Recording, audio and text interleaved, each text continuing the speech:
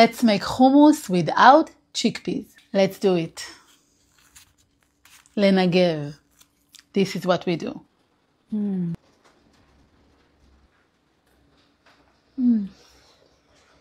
Wow.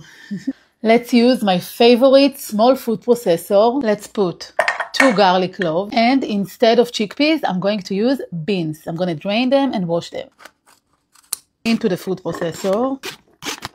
And tahina, like a half of a cup. Pinch of a salt. Juice from 1 lemon.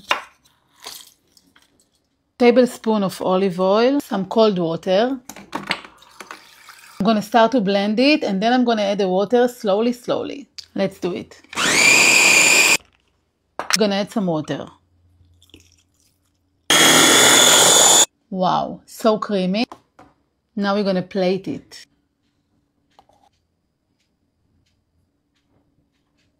Let's add thin slices of red onion, some jalapeno slices, juice from a tomato. Just drizzle it like olive oil. I have here za'atar and sumac that I brought with me from Israel. And of course, a drizzle of an olive oil. Wow. Okay, this hummus is a must try. Go make it, enjoy, and follow for more.